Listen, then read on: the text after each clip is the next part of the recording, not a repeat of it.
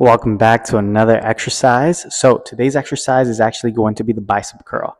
Now this might seem simple, but a lot of people really mess it up.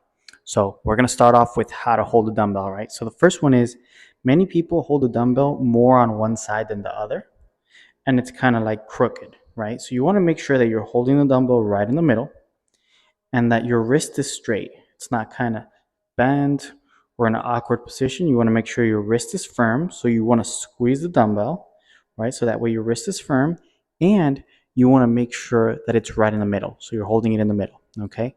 From here, we're going to do a bicep curl, but with the palms facing forward. So that means the palms should be facing away from you. My elbows are tucked in, so they're not out here to the side. They're tucked in.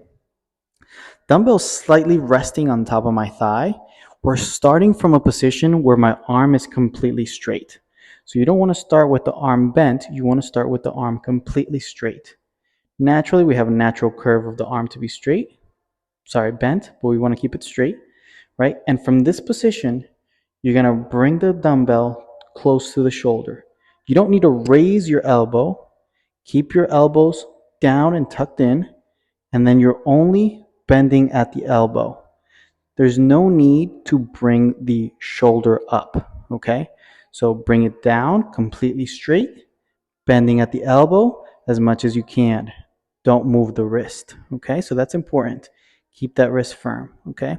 So a couple mistakes I see people do, right, when they do the bicep curl is number one, right, is they curl the wrist as well, right? So you can see my wrist is moving, right? So they kind of curl that wrist while they do the bicep curl. You want to make sure you're squeezing that dumbbell in order to fix that, so that way your wrist is firm.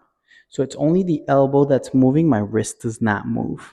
The next thing that you want to do is you don't want to move the shoulder.